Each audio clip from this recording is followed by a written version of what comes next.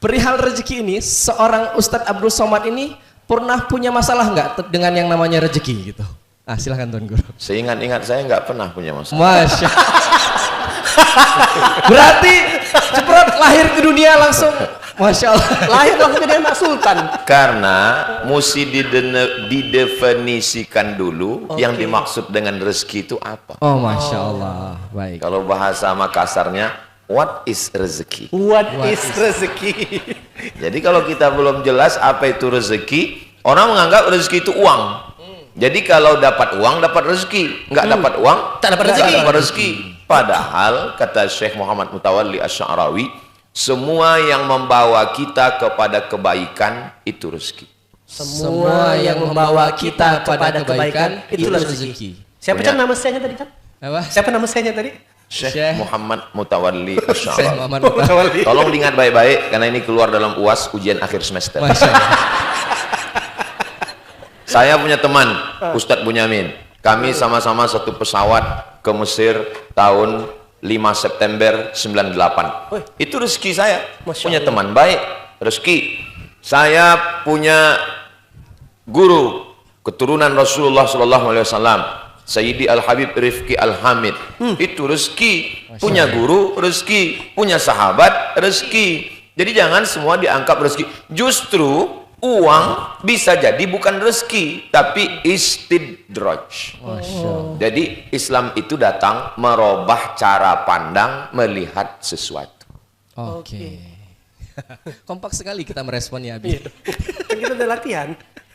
Islam itu datang merubah cara pandang tentang suatu. Sakit misalnya. Ah, Dulu orang menganggap sakit itu laknat. laknat, bala. Jadi kalau ada orang kena sakit, wah kau kena laknat nih. Oke. Sinetron kan gitu. Kena kan? azab kau nih. Kena azab ini. Oke. Nah, ini kena azab. Ketika Islam datang, menganggap penyakit menjadi 3. Pertama, penghapus dosa. Masya Allah. Yang kedua, mengangkat derajat. Mengangkat derajat. Yang ketiga, satu level makam tertinggi namanya ridho. Oh, Ada orang yang sudah bangun masjid, sudah ke Makkah, sudah haji, sudah jihad, tapi belum dapat ridho Allah. Bagaimana supaya dia dapat ridho Allah? Diuji dengan penyakit. Ketika dia ridho, disitulah dia mendapatkan makam tertinggi bernama ridho. Apapun yang engkau mau akan diberikan Allah kalau engkau ridho. Wala saufa yu'tika rabbuka fatar. fatarda. Sehingga cara pandang orang melihat penyakit menjadi berbeda. Jadi orang kalau sudah berislam, cara pandangnya melihat kehidupan ini dengan cara pandang yang berbeda. Itulah dia Islam. Berarti Tuan Guru, kalau hari ini orang masih membatasi rezeki itu cuman duit, cuman gaji, dan tadi kan menarik kata Tuan Guru, saya tak pernah merasa susah ya kan akan rezeki karena Tuan Guru memiliki definisi yang luas dengan rezeki. Karena lain yang dimaksud penanya, lain yang dimaksud penjawab. Itu maka kita perlu sependapat dulu tentang apa yang mau dibawa kemana hubungan kita ini. Baru jelas. Jadi ketika ditanya, apakah Ustadz bermasalah dengan rezeki? Pernah. Saya katakan tidak bermasalah. Tidak pernah Kenapa? bermasalah. Yang saya maksud dengan rezeki adalah sahabat, guru, pelajaran, Iya. ilmu, kajian. Tapi kalau yang dimaksud apakah Ustadz pernah bermasalah dengan uang? Mungkin itu kan yang ditanya netizen itu. Bener tak? Bener tak? Bener. Bayangkan belajar di Al-Azhar, Oke. beasiswanya 162 pon. 50 pon untuk sewa rumah, 50 pon untuk iuran makan. Tinggal berarti 62 pon. 20 pon untuk beli buku, 20 pon untuk ongkos angkot, 20 pon disimpan dalam buku, siap-siap beli obat batuk, mencret, mual, sakit kepala. 4 tahun saya nggak pernah minta uang sama ayah ibu saya. Masya Allah. Berarti Ustadz tidak bermasalah dengan uang? Bermasalah. Tapi saya tidak mau mengadukan masalah saya. Saya telan sendiri. Itu maka saya kurus menelan masalah ini. Masya Allah. Tangan lo. Berarti apakah semua orang yang kurus tuh karena banyak dengan masalah? Kalau seandainya definisinya uang. Wow. Oh, berarti sekelas level Tuan Guru yang sedang menuntut ilmu saja, yang baik sejak lahir saja tetap juga punya masalah dengan uang. Tapi menurut saya, Dengan sempitnya saya di bagian uang selama 4 tahun di Mesir itu, itulah rezeki. Oke. Seandainya dilapangkan Allah uang saya waktu di Mesir itu, mungkin saya nggak selesai kuliah. Oh, banyak mainnya. Tahu sendirilah kan. Masa orang seganteng ini. Justru disitulah Allah kasih saya rezeki. Memang uang kau kusempitkan, Somad, tapi dalam bidang ini kau kulapangkan. Jadi saya melihat dengan pandangan yang berbeda tentang rezeki. Jadi kalau ditanya, selama Ustadz di Mesir Ustadz dapat rezeki? Saya dapat rezeki. Saya selesai kuliah 4 tahun. Sebetulnya kalau dihitung nggak sampai 4 tahun, karena kami sampai 5 September, lalu selesai kuliahnya Agustus 2002. Jadi sebetulnya 3 tahun 11 bulan. Saya menganggap itu rezeki. Tapi bagi sebagian orang yang menganggap rezeki adalah uang, kau Somad tidak dapat rezeki selama di Mesir. Beda cara pandang. Pertanyaannya mana yang benar? Yang benar adalah fa in tanaza'tum fi syai'in, kalau kau bersilang pendapat dalam masalah farudduhu ila Allah, balikkan kepada Al-Qur'an, wa ila Rasul, kembalikan kepada sunnah Rasulullah sallallahu alaihi wasallam. Apa kata Allah dalam Al-Qur'an tentang rezeki? Rezeki, ketika bicara tentang rezeki, ketika Zakaria masuk ke kamar keponakannya yang dia jaga, namanya Maryam. Ya Maryamu anna laki hadza, wahai Maryam, ini apa? Waktu itu banyak sekali buah-buahan. Apa kata Maryam? Hadza min indillah, innallaha yarzuqu may yasha'u bighairi hisab. Allah memberikan rezeki tanpa diduga-duga manusia. Kalau menurut orang sekarang, itu Maryam tidak dapat rezeki. Kenapa? Karena dia terkurung di dalam tempat yang mihrab. Tapi bagi Maryam, dia mendapatkan rezeki. Kenapa? Rezeki dijaga, dipelihara dari maksiat di luar sana, dan buah-buahan itu sebagai makanannya, sehingga dia tidak memerlukan untuk berbuat dosa maksiat untuk mendapatkan sesuatu yang berbau materi. Jadi rezeki adalah semua yang membuat kita terjaga, terpelihara, itulah rezeki. Semua yang membuat kita terjaga dan terpelihara. Ada seorang laki-laki, dia menganggap dia tidak pernah dapat rezeki. Padahal sebetulnya selama ini dia dapat rezeki. Mana rezeki saya Pak Ustadz? Istrimu yang selalu menelponmu, kau sedang berada di mana, itulah rezekimu. Oh, itu bukan cerewet istri itu, Ustadz. Apa ini bukan takdir buruk Pak Ustadz? Dia punya. Itulah yang dimaksud dengan rezeki. Kenapa? Karena membawa engkau kepada kebaikan. Masya Allah. Ustadz, kita video call sebentar ya. Ustadz, kita foto selfie sebentar ya. Untuk apa? Laporan ke security di rumah Pak Ustadz. Itulah rezeki dia.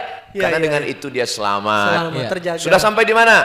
Sudah sampai di Makassar. Hotel syariah apa hotel konvensional? Syariah. Alhamdulillah. Kain sarung yang dikirim masuk di koper udah dibawa sholat. Sudah. Mana fotonya? Baju koko yang dikirim, foto sholat subuh di masjid kemana kemarin? Apa ini? Inilah rezeki. Tapi bagi sebagian lelaki menganggap ini adalah mak lampir Pak Ustaz. Padahal itu rezeki. Iya. Jadi tolong perbaiki cara pandang tentang cara rezeki. pandangnya. Berarti rumus sederhana memperbaiki rezeki, Memperbaiki cara pandangnya. Perbaiki dulu cara pandang. Cara Baik. pandang. Mindset. Main otak. Set susunan cara pandang melihat sesuatu. World view. World dunia. View cara memandang dunia. Itu yang paling penting. Kenapa kita selalu melihat wajah orang hitam? Karena ternyata cara pandang kita salah. Kenapa? Kacamata kita hitam. Makanya kita lihat orang hitam. Kalau kacamata kita hitam, orang putih pun nampak hitam. Tapi kalau mata kita terang, orang hitam pun nampak putih. Seperti saya sekarang ini. Ini saya lihat yang di depan ini kayaknya skincare-nya luar biasa ini. Oke. Baik Tuan Guru, tadi kan seorang Ustadz Abdul Somad ketika kuliah itu mengalami, kalau ditanya pernah bermasalah dengan uang, jawabnya pernah. Kemudian ada premis setelahnya, tapi itu tidak dianggap masalah karena dapat rezeki Yang lain. berupa kelancaran belajar dan lain sebagainya. Penjagaan dan pemeliharaan Allah. Tapi Justru dengan sempitnya, sulitnya itulah Allah menjaga dan memelihara saya. Oke. Bayangkan kalau waktu itu uang saya berdolar-dolar. Apa nggak mau anak-anak gadis itu jalan sama saya? Yang sekarang mereka banyak menyesal itu. Masya Allah. Pertanyaannya Tuan Guru, apakah kesadaran itu hadir juga di saat peristiwa itu terjadi atau setelahnya? Setelah mendapatkan nikmat itu? Gitu. Karena tidak semua orang kan bisa mendapatkan kesadaran itu ketika dalam keadaan sulit kan. Ada bahasa gitu Tuan Guru gini dulu Bang Ican. Kadang tuh ketika di sebuah peristiwa yang memuncak emosi, kadang-kadang ayat Qur'annya jadi hilang. Jangan lupa, gitu loh. Iya.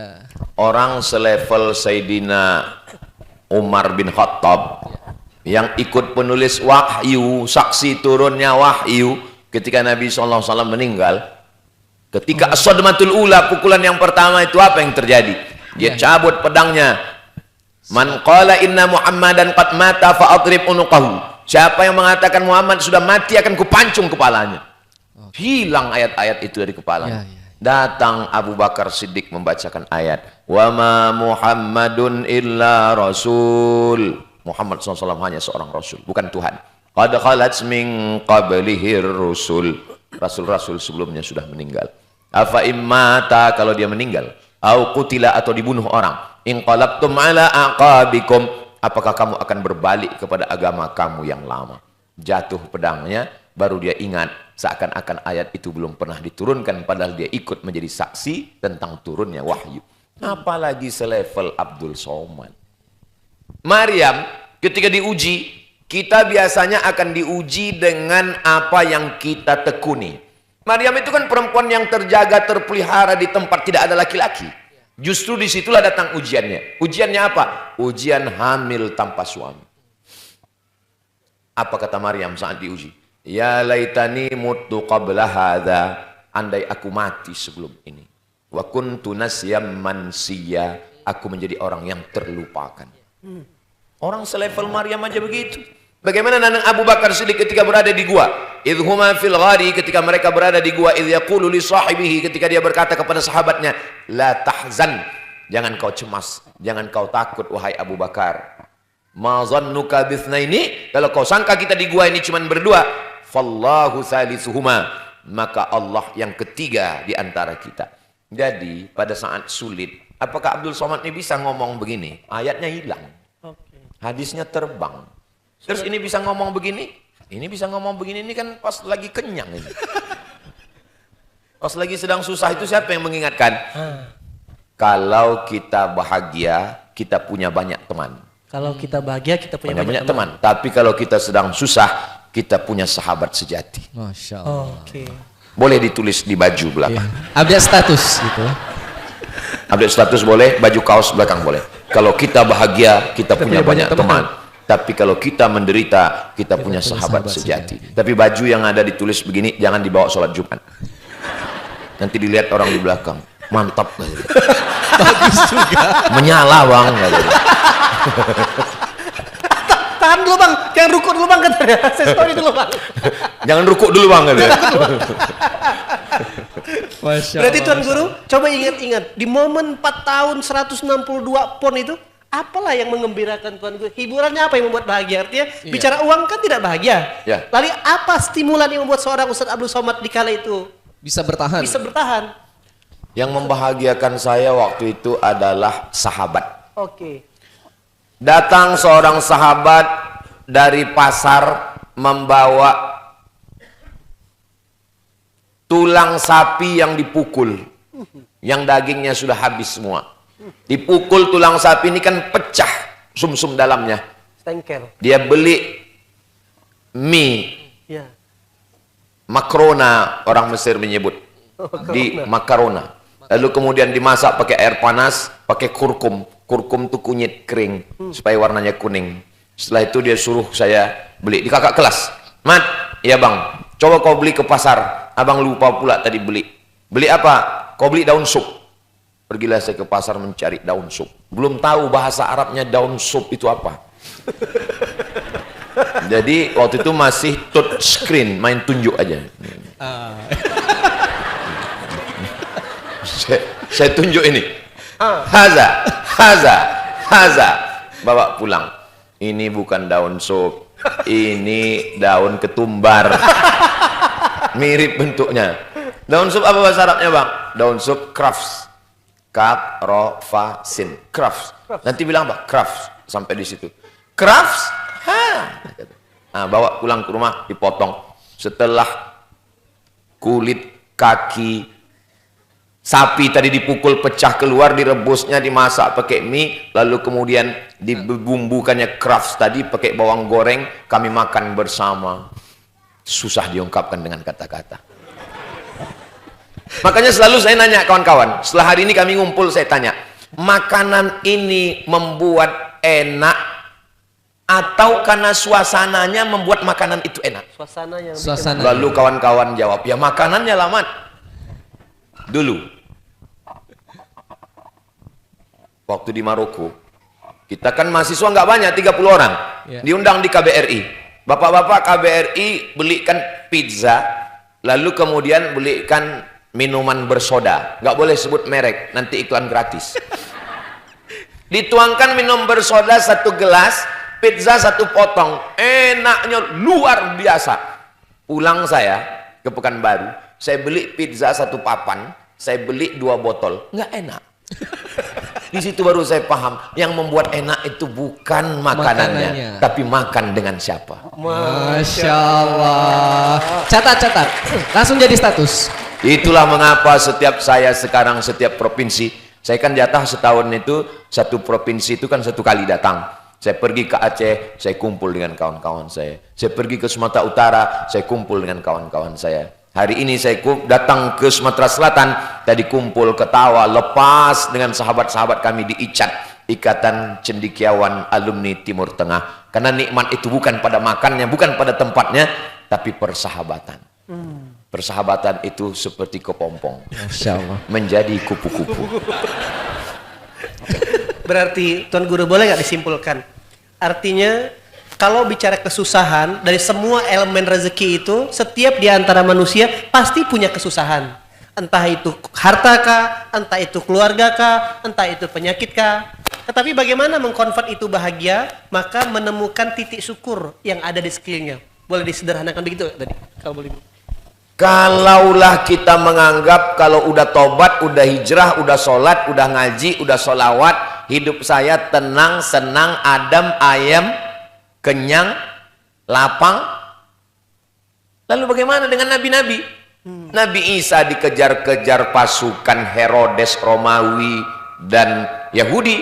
Nabi Muhammad SAW terusir oleh Abu Jahal, Abu Lahab. Nabi Musa alaihissalam dikejar-kejar pasukan Fir'aun. Nabi Ibrahim alaihissalam dikejar-kejar Namrus.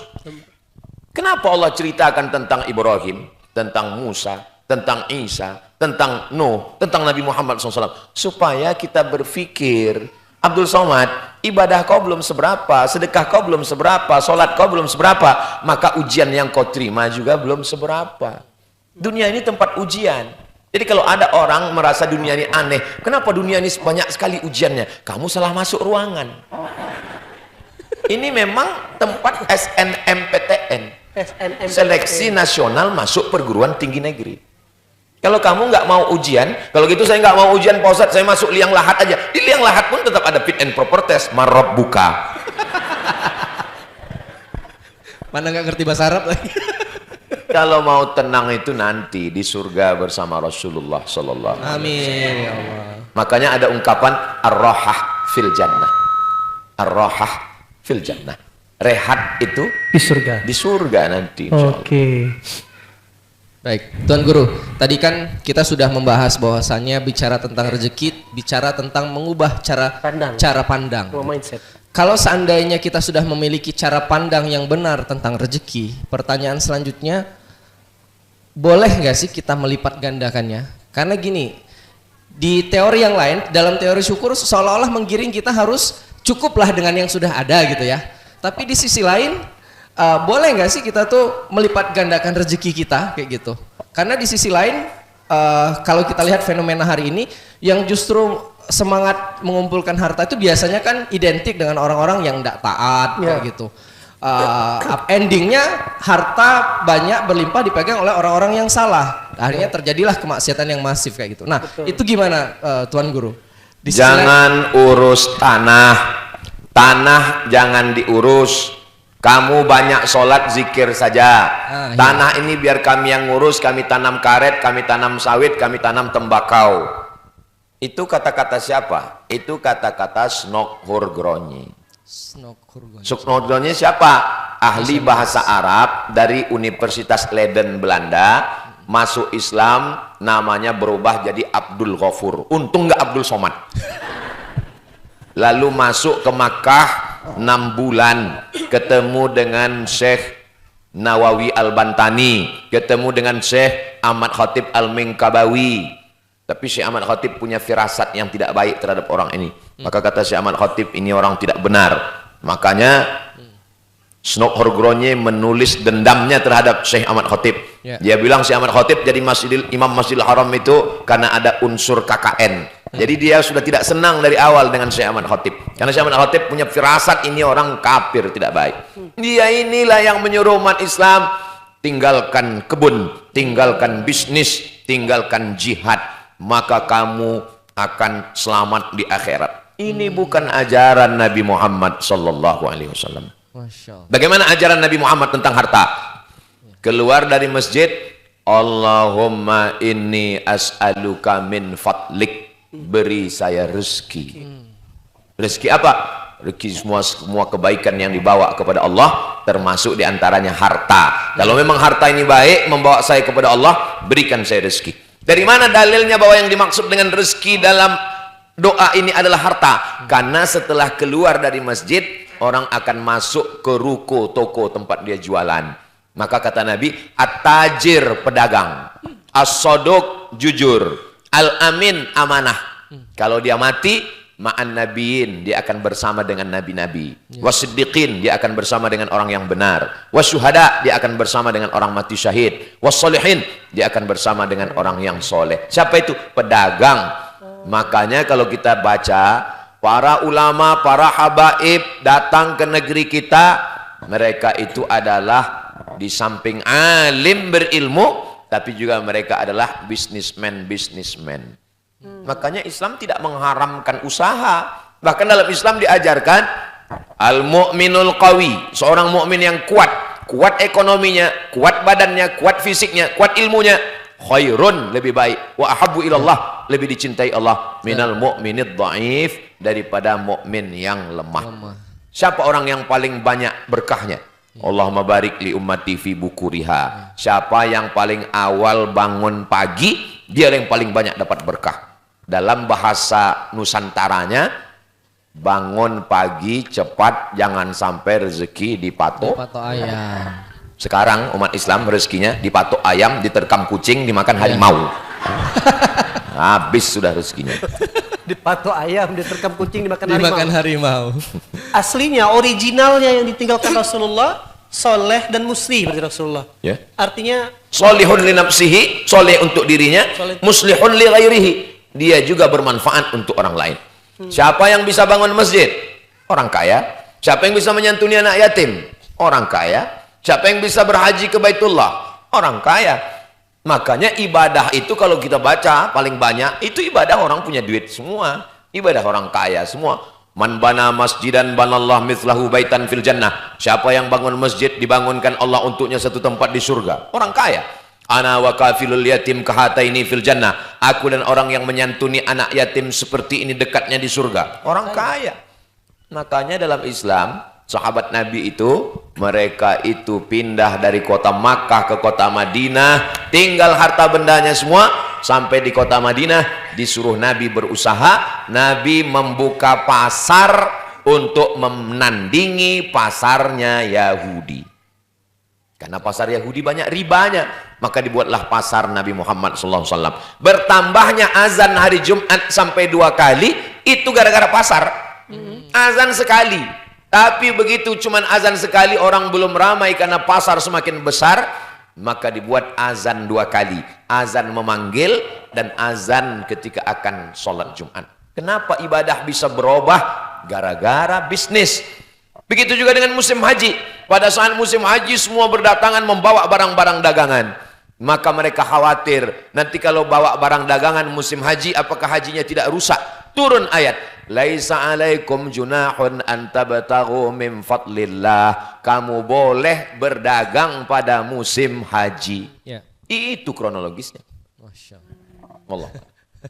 Nah, jadi kalau seandainya kan tadi artinya Islam juga punya spirit, boleh kita tuh menjadi orang kaya. Singkatnya seperti itu ya Tuan Guru. Asal memang harta atau rezeki tadi, apapun itu bentuknya, digunakan sebagaimana yang Allah mau, sang pemberi rezeki mau gitu kan. Lalu gini, ada satu ketakutan Tuan Guru. Hari ini kan identik kalau kita jadi orang kaya tuh takut dikira sombong, takut dikira flexing kayak gitu. Nah di sisi lain kita tuh pengen kaya, tapi di sisi lain nanti takut kalau saya jadi orang kaya, saya tidak mampu ngelola harta saya takut jadi orang sombong nanti. Saya takut hartanya nggak berkah kayak gitu. Nah pertanyaannya, bagaimana indikator kalau seandainya rezeki itu memang menjadi rezeki yang Allah berkahi kayak gitu? Supaya nanti ketika kita dapat banyak harta tuh, kita tuh yakin bahwasanya ini tuh harta yang berkah gitu Tuan Guru. Yang sebetulnya disangka kaya di medsos yang selalu pamer itu bukan orang kaya sebetulnya. Itu cuman bintang iklan. Belakangan kan ketahuan mobilnya pinjaman dari dia.